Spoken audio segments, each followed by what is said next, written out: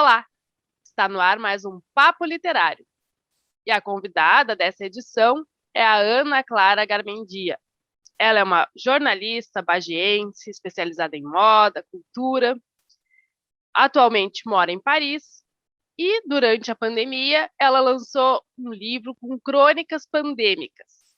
E esse é o nosso principal tema do programa de hoje, justamente um assunto que é o que a gente está vivendo, não sabemos até quando vamos viver, e é o que está oportunizando que a gente grave esses papos literários através da internet, não mais presencialmente, como era até a temporada anterior.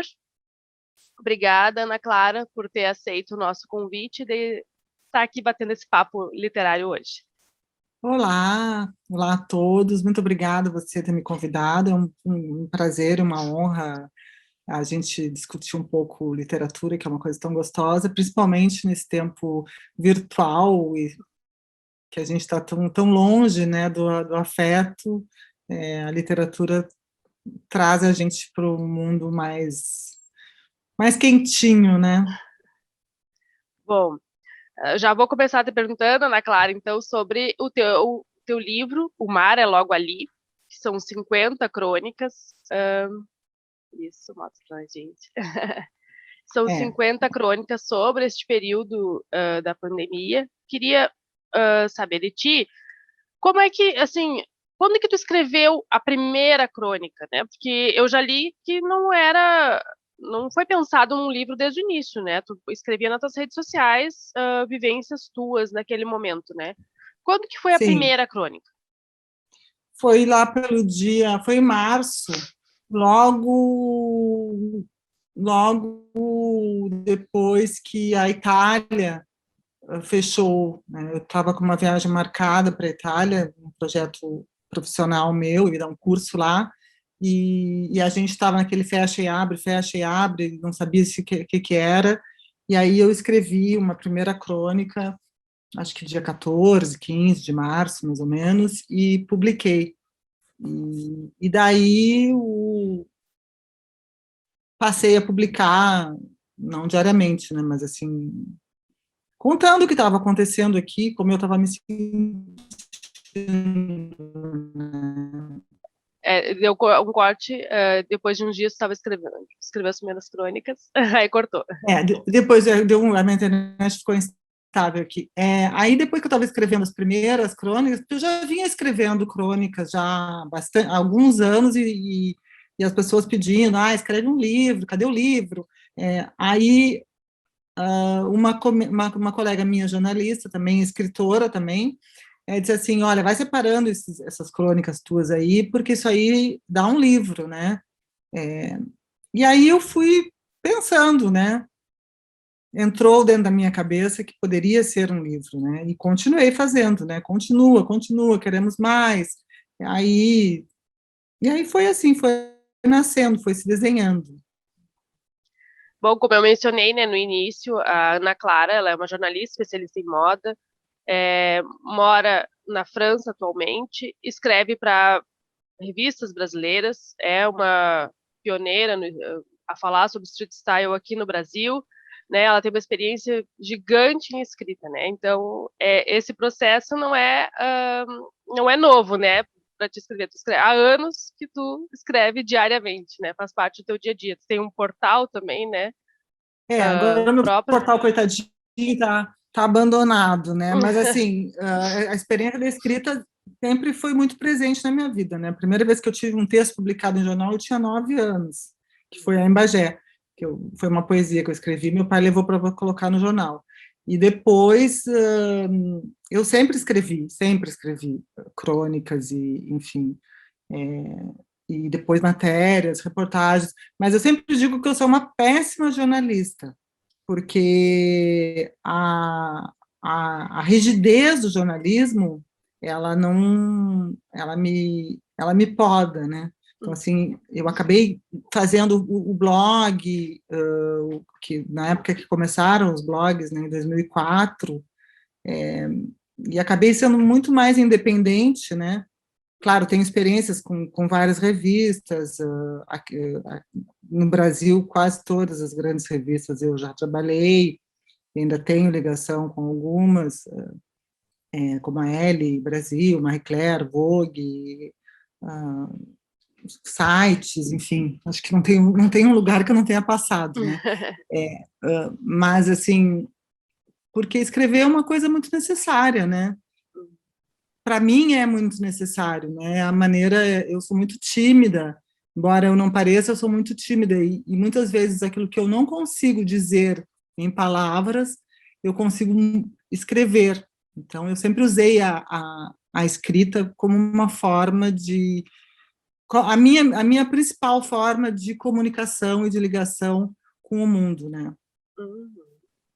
Bom, falando sobre O Mar é Logo Ali, né, o teu livro mais recente, quando que tu descobriu que aquele material que tu já tinha era o material fechado para o livro? Né, essas crônicas, ao total no livro são 50, né, mas quando é que tu percebeu assim, não, esse material que eu tenho já rende o livro, já é o que eu estou desejando? Eu comecei a escrever em março, né? E em junho eu separei 40 crônicas, né? Sendo que tinha algumas que eu não queria, que eu achava que não dava, aquela coisa que a gente tem, né? Aquela exigência que a gente tem. Uhum. Aí eu disse para Simone, que é a editora do livro, né, que fez a diagramação, o projeto gráfico, tudo. Eu falei, tá bom. Ela falou, não, quanto mais você quiser mandar, vai mandando, guria. Ela disse assim para mim. E aí eu incluí mais 10 crônicas que foram depois que essas primeiras foram 40 dias 57 dias de confinamento, mas não foram cronológicas, entendeu? Não era assim, eu sentava e vou escrever hoje é um diário, eu vou escrever o segundo dia, terceiro dia, não. Foi bem pandêmico mesmo, foi bem uma criação bem anárquica, assim, as coisas iam acontecendo, eu ia lembrando, a teia foi se tecendo uma história, né? Que, na verdade, quem lê o livro de uma maneira linear acompanha essa teia que vem do real e passa para o virtual e fica no vai e vem, no vai e vem. Mas, assim, foi em junho, a gente tinha o material para começar a trabalhar a edição, né? E aí a gente trabalhou de junho até outubro, final de outubro, começo de novembro. Foram 7 meses de edição, né? Bom, e as crônicas, elas são questões tuas, né, desabafos, né, como eu li numa sinopse, né, desabafos e tudo mais, mas ela mistura ficção também, né, não é só realidade, é ficção e realidade. Sim, sim. Eu sempre tive vontade de escrever ficção e tinha já algumas coisas escritas aqui, guardadas, né, com medo de publicar. Durante esse período do confinamento, que as pessoas estavam lendo e apegadas aos meus textos, que foi um momento bem particular, assim, de ligação com os leitores, eu peguei alguns textos, como uma crônica que chama Prostitutas de Vison, que estava escrita desde 2009. E aí eu falei, não, vou soltar. Não achando que aquilo fosse bom, fosse publicável, e as pessoas adoraram esse texto, né? E aí, no fim, eu acabei dando mais vida para essa prostituta, dando um nome, ela acabou tendo um perfil, ela acabou tendo um corpo, ela acabou tendo uma voz, ela acabou tendo uma mãe, um pai, ela acabou viajando, ela acabou, sabe? Então, assim, nasceu esse personagem, nasceu também essa minha escrita mais aberta para essa escrita ficcional que eu não tinha ainda revelado publicamente, né? Uhum. Bom, E aí um, tem uma outra crônica que é também que se chama Olga, que eu também já estava tentando, desenhando ela na ficção, e que essa ninguém leu, porque essa não foi publicada nas redes sociais, que está no livro, que também entrou, e tem uma fábula da sereiazinha, uhum. que é uma sereia que está presa numa vitrine empoeirada durante o confinamento, que é uma sereiazinha de plástico, e que ela foge durante a noite para tomar um banho no Sena. Então, que também foi uma coisa que nasceu, né? Então, não é um livro assim, é um livro só de relatos, não é um livro assim, tem que ler, então, então, tem várias facetas esse livro, entendeu? Tanto que a minha amiga que fez as ilustrações, ela diz, a gente teve um período assim que a gente demorou um pouco para deslanchar nessa fase das ilustrações, porque ela dizia que eu era muito complexa, que ela não tinha conseguido entender ainda, porque tinham vários anos ali, né, trabalhando a jornalista, mas de vez em quando não era mais, era... E foi bem interessante para mim também me descobrir, né, numa coisa que eu queria já há muito tempo ter parado para fazer e que não tinha tido tempo. E esse tempo obrigatório dentro de casa acabou me apresentando, né, a Ana que consegue escrever uma ficção, que consegue pensar uma história, que consegue desenvolver um personagem, né, ainda que eu ainda... foram os meus primeiros passos, vamos dizer assim, né, nessa Bom, seara. e após fechar esse material para o livro, tu continuou escrevendo crônicas, porque nas redes sociais, né? Já que teu primeiro público foi o público das redes sociais, né? Sim, continuei escrevendo e continuo. Tenho várias, até existe muita gente, quando é que vai sair o 2, né? Eu ainda não tive o tempo de parar. Não é que não tive o tempo, eu não gosto de nada programado, assim, eu não sou uma pessoa do marketing, entendeu? Saiu um, tem que sair o 2, eu acho que tem que ser mais orgânica, a minha escrita ela é mais orgânica, então, assim, eu já devo ter material para um segundo livro do que eu escrevi depois dessa época, porque eu continuei escrevendo, e algumas eu acho que são, mas eu não contei quantas, né? Eu preciso parar e contar, e eu escrevo sempre, né? Eu escrevo semanalmente, tem semanas que eu escrevo mais, tem semanas que eu escrevo menos, tem semanas que eu estou mais ociosa, e que a gente sabe que para a criação o ócio é tão importante quanto a, a própria ação, né? Atividade, né?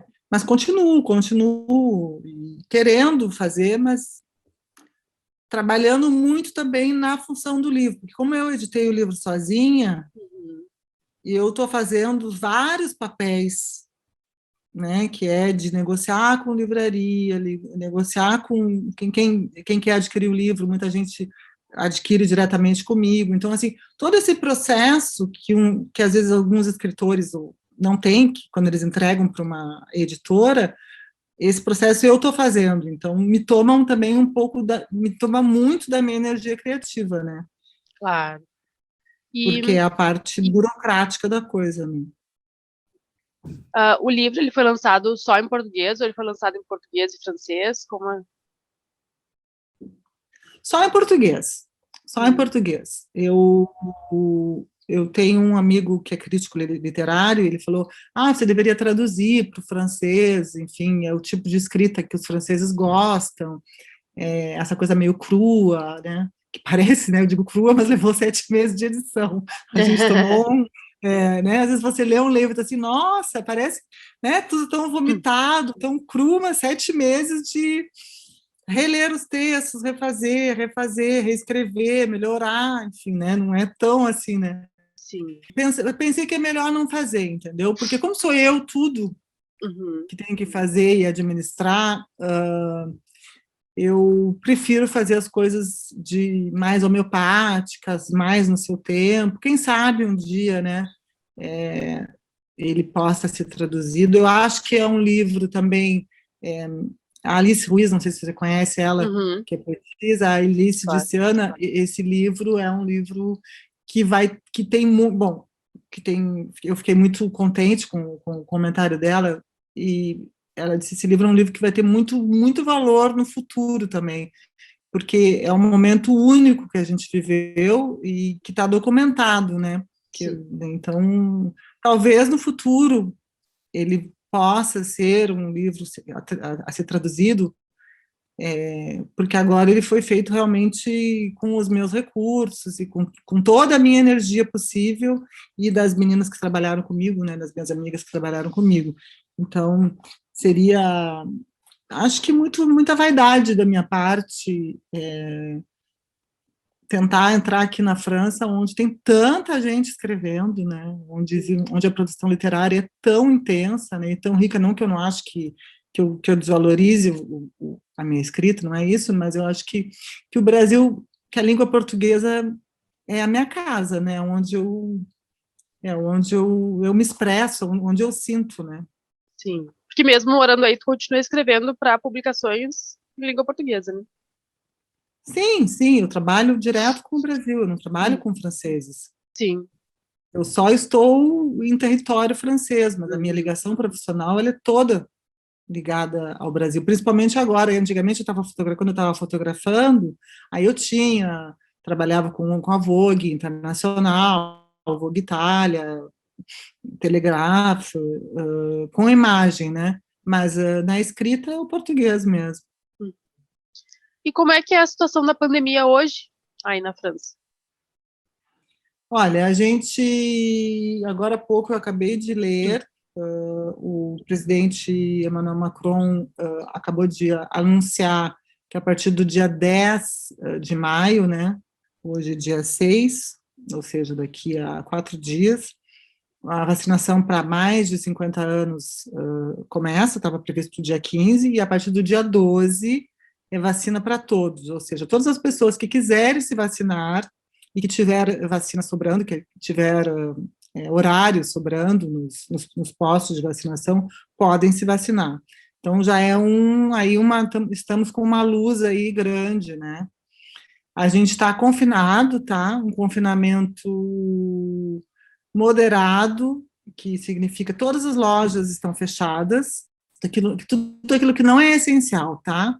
Seja roupa, produtos de beleza, carro, bicicleta, tudo isso está fechado. Está aberto supermercado, livraria, loja de disco, loja de bebida, farmácia, padaria. Está tudo fechado. Os restaurantes estão fechados desde outubro de 2020, tá? Os bares também, os cafés também.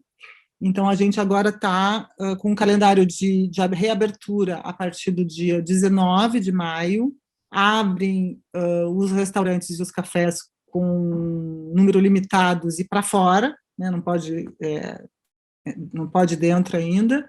Aí depois tem um outro pulo em junho, e a partir do dia 30 de junho eles querem ver se eles abrem tudo, cinema, tem um calendário aí, quer dizer, a gente está, mas ainda com um número de contágios bem alto, com muito cuidado, né, uma situação não tão caótica quanto o Brasil, porque é um país, bom, muito menor, e a administração completamente diferente aqui, né, a gente nunca desconfinou, a gente desconfinou um pouco ano passado, mas nunca totalmente, sabe? As coisas nunca ficaram totalmente abertas, e quando ficou totalmente aberto foi um horror e teve que fechar tudo de novo. Então, a gente está, eu já estou até meio que esse modo confinamento aí, para mim, já virou a minha realidade, entendeu? Isso te afetou bastante na questão do trabalho, né? Porque, enfim, a Me moda, afetou ela muito. na rua, né? Afetou muito. Quer dizer, a moda, Fora. na verdade, eu já estava querendo me divorciar da moda. Eu já estava nesse processo de não querer mais escrever para as revistas e de não querer mais ir aos desfiles. Já não tinha ido a última semana de moda antes da pandemia, eu já não tinha ido. Eu não pedi convite, não me credenciei, não queria mais, porque eu fiz muitos anos, sabe? E chega um momento que você precisa dar um passo, né? Eu não quero ser aquela profissional que vou passar a vida inteira falando a mesma coisa, contando as mesmas coisas, e eu não queria mais, assim. Então, eu já tinha passado eu já estava dando cursos, né? Cursos, já faz mais de 10 anos que eu dou, mas eu já estava fazendo mais, assim, dando cursos, eu já estava vislumbrando a literatura, né? Me dedicar mais para escrever as crônicas, já estava escrevendo as crônicas, né, sobre outras coisas, Mas realmente a pandemia, se eu tinha alguma possibilidade de ainda escrever para revistas de moda, coisa assim, a pandemia ela acabou com isso, porque fechou tudo, né? E também as revistas de moda,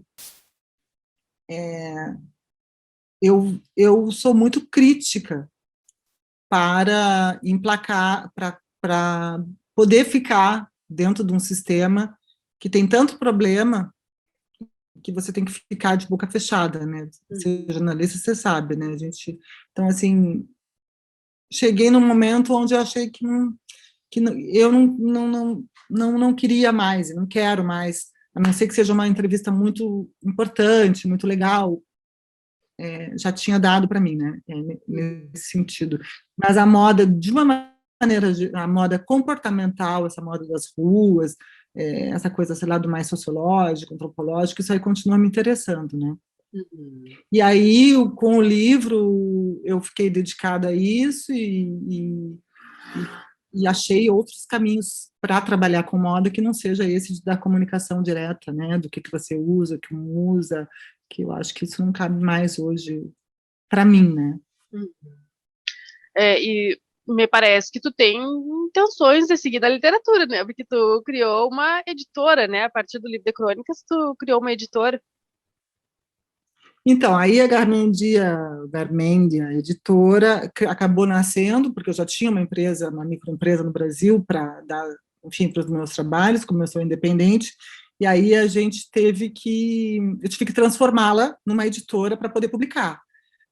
E sim, pretendo continuar, não sei quando, agora eu vou dar uma olhada nessas outras crônicas, eu já era para ter feito isso, para ver se eu tenho um material que eu ache que seja publicável e que eu queira me empenhar de novo nesse processo de produção de um livro, né?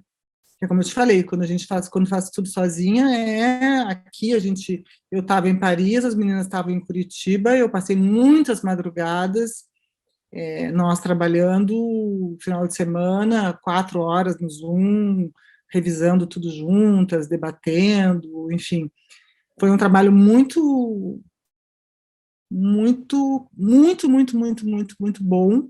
E aí eu acho que deu tão certo, 1.000 exemplares, tá?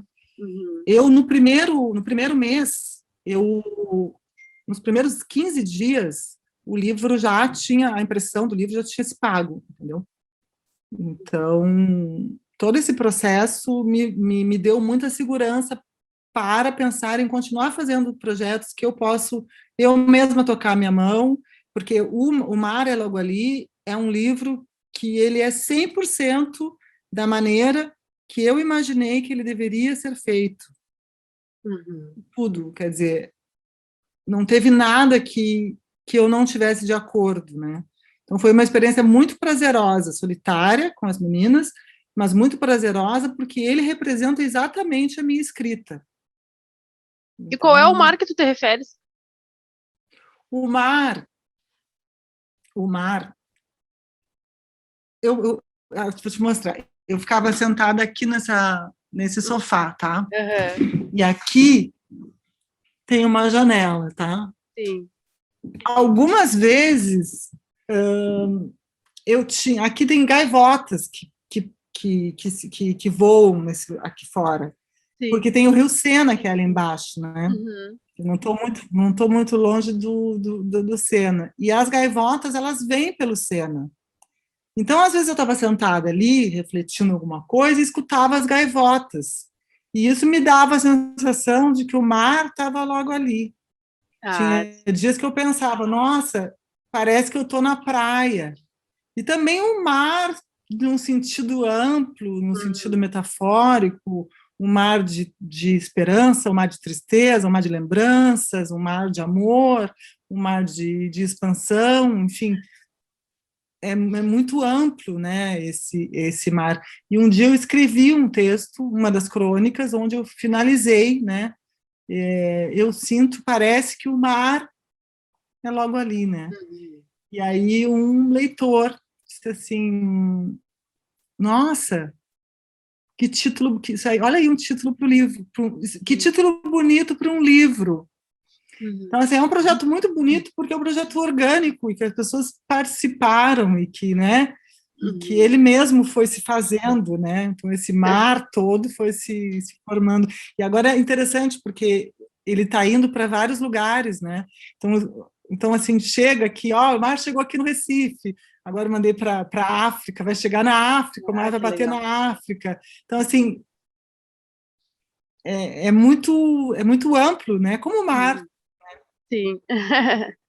Essa não foi a tua estreia na literatura, né? Porque tu já havia lançado há alguns anos o Retratos de uma Cidade do Século XXI, mas ele era um livro mais imagético, né? Voltado para É, imagens, é.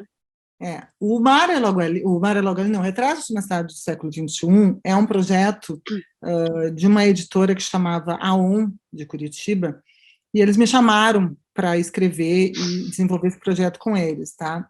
Eu tenho bastante coisa escrita também, que era, inicialmente, você falar de uma cidade imaginária retratada através de portraits, né, de fotografias, né?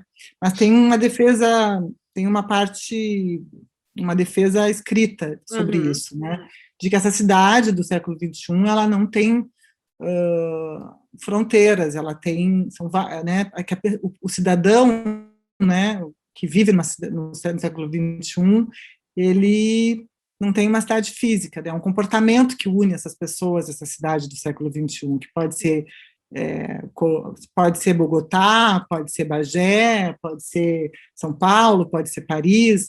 Existe um comportamento que une pessoas no mundo, né? Que é o que a gente vê na rede social, né? Foi feito em 2013. Então foram fotografias em cidades São Paulo, não, Rio, São Paulo, Curitiba e Nova York, com pessoas que tivessem esse perfil de várias idades e várias classes, né? Então tem criança, tem senhores de 80 anos, tem modelo, tem porteiro, tem médicos, tem jornalistas, tem DJ, tem político, né? Uma teia de pessoas, e aí uma escrita sobre isso. E aí eu fui dirigida, fui editada, né?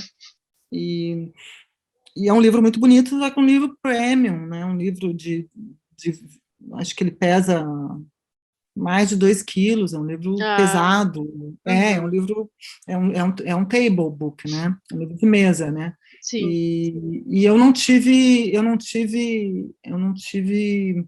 participação nesse projeto de edição. Então, tem coisas no livro que não são exatamente aquilo que a Ana, que eu queria, né? Mas o projeto é um projeto lindo, enfim, também esgotado, não tem mais. Ficou uma coisa, um projeto para colecionadores, né? E foi uma experiência interessante também de você ver todas essas pessoas, porque foram, acho que umas 120, 130 pessoas fotografadas e escrever sobre isso, né? Sobre essa cidade imaginária, né? Que une, né? Essa cidade comportamental, né? Esse caminho da literatura, me parece que ele também já era traçado há um bom tempo, né? Porque eu li um post teu que tu mencionou também um pouquinho antes da entrevista, que o teu primeiro texto publicado foi uma poesia, que é um gênero, né, literário. É uma poesia que foi publicada que tu escreveu para o teu pai e ela foi publicada.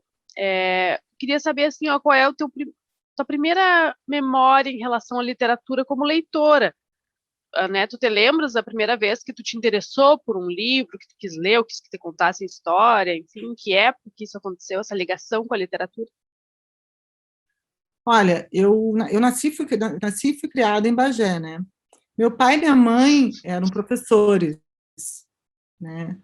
E a minha casa tinha muitos livros, muitos, muitos, muitos livros. Então, assim, eu não me lembro do primeiro livro que eu li, mas eu me lembro do livro físico, a presença do livro na minha casa. Do lado do meu quarto tinha uma pequena biblioteca na entrada da minha casa. Na primeira peça era uma pequena biblioteca que a minha mãe deixava ali para a gente mexer mesmo com educação educação sexual, com irmãos Grimm, acho que talvez seja os Grimm, os primeiros livros que eu li sozinha, né? Então, enciclopédia, Delta La Rousse, então, assim, um universo muito cheio de livros. E depois, o meu pai, como tinha muito livro, a minha mãe acabou construindo no final da casa, no final do nosso pátio, 2 peças, 2 galpões que eram cheios de livros, e o meu pai ficava lá tomando chimarrão no meio dos livros deles.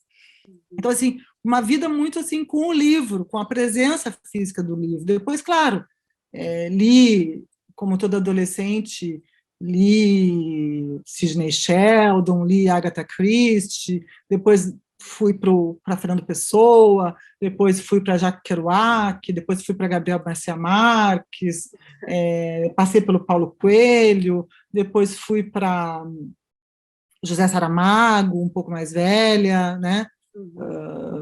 Enfim, foram tantos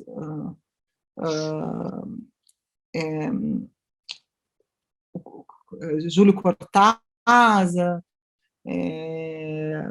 Zélia Gattai, enfim, tanta gente que foi, né? Então, assim, esses são os que eu me lembro, né?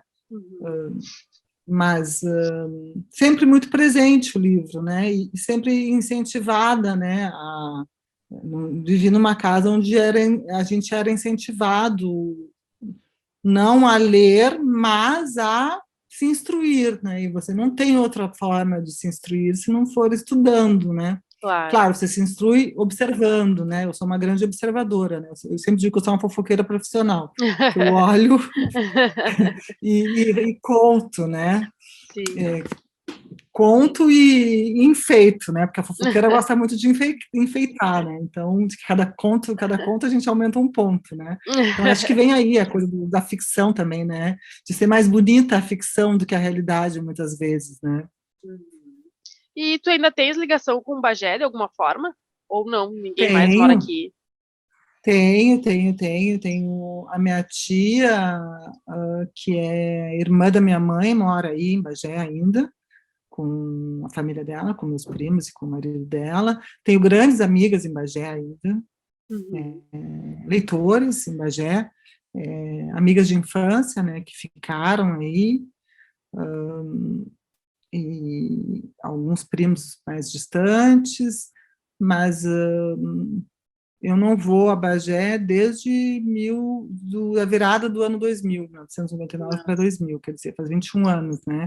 E depois que eu saí de Bagé, que foi em 86, eu voltei um pouquinho, 90, 91, mas assim, é muito, muito doido, porque a Bagé nunca saiu de dentro de mim, entendeu? Eu não tenho, as pessoas às vezes, porque eu fiquei muito tempo em Curitiba, né? Minha mãe mora hoje em Curitiba e a minha carreira de jornalista começou lá, né? Quer dizer, comecei a ficar conhecida como jornalista dentro do cenário nacional já em Curitiba, né? No Rio Grande do Sul nunca. E às vezes as pessoas dizem assim, ela é curitibana. Eu falei, não, eu não sou curitibana. Eu sou bagense, entendeu? Quer dizer, essa experiência, essa vivência de Bagé, ela é indispensável para quem eu sou. Inclusive, na minha escrita você descobre isso, entendeu? Porque referências como o minuano, mesmo aqui, quando eu vejo um vento soprando, eu me lembro do minuano. Para mim, é o meu minuano daqui, entendeu? Então, tem muitas coisas de Bagé, da minha infância. Eu fui muito feliz em Bagé, né? Então, eu não tenho nenhum... eu tenho muita saudade de Bagé, assim, eu teria muita vontade de me transportar assim, de vez em quando e ir, né? Não é tão longe. Bom, e eu li também que tu é da mesma família do Danúbio Gonçalves, né? Que ele é super conhecido aqui na cidade, né? Não, é um dos 4 de Bagé, né? Sim. Então, tu também teve essa presença, essa proximidade com a arte também desde muito cedo, né? Não só a Sim, literatura. tinha o Danúbio, eu chamei ele de tio, mas na verdade ele era primo irmão do meu pai, né? O pai do tio Danúbio, que era o Bento, era irmão da minha avó, Silvia, né? E a gente foi criada, nós somos criados muito próximos, né, do Danúbio, né? Eu morei com o tio Danúbio em Porto Alegre. Quando eu fui morar em Porto Alegre, eu morei um tempo na casa dele, né? Então eu acompanhava ele, as litografuras Uhum. dele, a casa da minha mãe em Curitiba tem vários quadros dele, e as filhas dele, a Sandra e a Tânia, são grandes amigas, primas queridas. A Tânia, inclusive, mora em Los Angeles, e a minha família está morando em Los Angeles, a minha sobrinha e a minha irmã, então a gente é muito próxima. Então, o universo da arte sempre foi muito presente para mim, né? Tanto a literatura. Depois tem o irmão da minha mãe que era fotógrafo também. Então tem um primo que não é, a gente não tem tanto contato, mas também é diretor e ator de teatro, né? O Walter não, desculpa, Paulo Flores, do Teatro É Nós Aqui Outra Vez, que também é filho de uma prima irmã do meu pai. Então, assim, muita gente, né? Nessa parte, desse lado Gonçalves, do lado Gonçalves, porque o Garmendia veio do Uruguai e, e, e meu avô morreu muito cedo, então a gente não tem, assim, muita história próxima, né, da família Sim. Garmendia, mais pelo lado Gonçalves mesmo. Uhum. E tu saiu daqui de Bagé para estudar?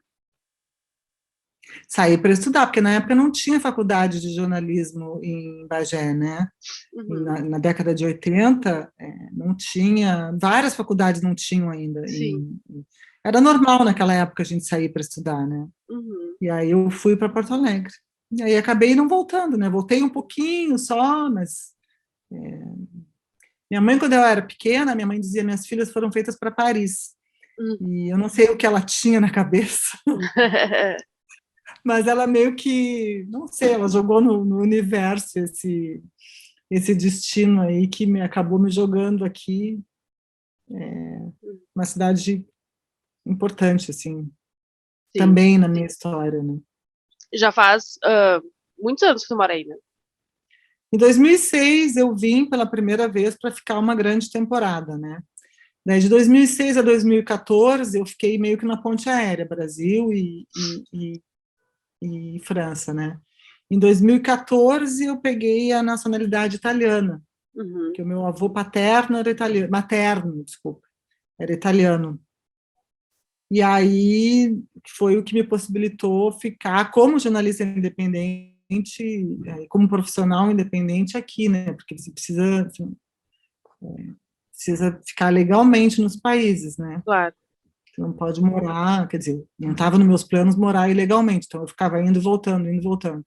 E aí, depois, com essa crise, então aí com essa crise no jornalismo de moda, que eu comecei a me cansar, que eu comecei a esgotar por N motivos, aí eu acabei tendo que escolher onde eu ficaria mais tempo, né? Se aqui ou no Brasil. E aí achei que era mais legal passar uma crise em Paris do que passar uma crise no Brasil. Achei que era mais, combinava mais comigo, né? Uhum. Embora, embora eu tenha muita saudade da minha mãe, enfim, e dos meus irmãos, enfim, dos meus amigos. Claro. Mas assim, Hum. Bom, a gente já está se encaminhando para o final desse papo literário. E a gente tem uma pergunta tradicional, que é uma indicação, eu vou te pedir uma indicação da leitura para os nossos telespectadores. olha, eu estou lendo um livro que eu não sei como é que chama em português, que é um prêmio Nobel de literatura, Olga Tokarczuk. Você conhece? Não, não conheço. Sur le chemin de mort. Deixa eu ver se eu acho. Se não, eu acabei de ler. Eu acabei. Livros que eu adorei, que eu li o ano passado, o da Margaret Atwood, Uhum. o, agora me esqueci, porque eu sei que eu li em francês, é, que deu a série, Conto teve de... a série. os contos de Aya, né? Uhum. Tem o livro... Tem esse livro aqui tem em português, porque tem pessoas que leram, né? O último livro do Chico Buarque, que eu li também agora há pouco tempo. Eu até não sei. Estou péssima para indicar em português, esse que é o problema. Que eu acabo comprando tudo aqui Deixa eu pegar aqui, ó. Tem o Just Kids, da Pat Smith, Uhum. Just Kids. Que deve ser apenas crianças. Esse da Olga Tokarczuk, que é um prêmio Nobel de Literatura, que tem aí. Depois, um livro que eu acho que toda mulher deve ler várias vezes, ter na sua cabeceira, O Segundo Sexo, da Simone de Beauvoir. Uhum. Tá? E tem um livro que eu adoro, que é do Ernesto Sábato, que chama O Túnel, que é um livro bem denso, assim, e acho que deve ser em português, deve ser O Túnel também. Uhum. Que é um livro bem denso e uma literatura... Bom, um ensaio sobre a cegueira, que eu acho que essa época, se quem ainda não leu o ensaio sobre a cegueira do Saramago, eu acho que melhor livro para ler nessa época, para entender um pouco, e ter até uma esperança de que a gente vai sair dessa pandemia, né? Quem conseguir ficar vivo, né? Então... Que não é igual ao filme. Não, o livro não é melhor. O livro é maravilhoso. O livro é maravilhoso. O livro é maravilhoso.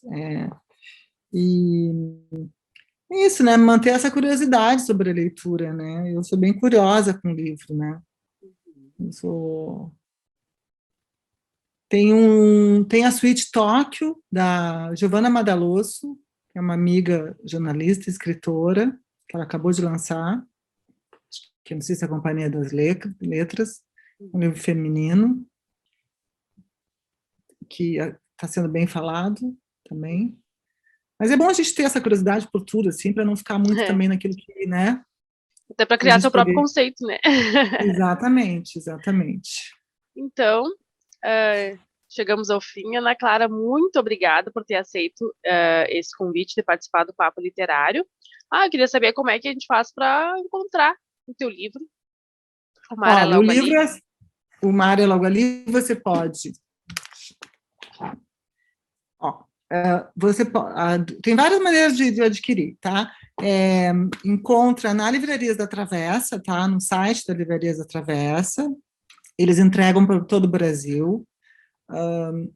Encontra comigo através do meu Instagram,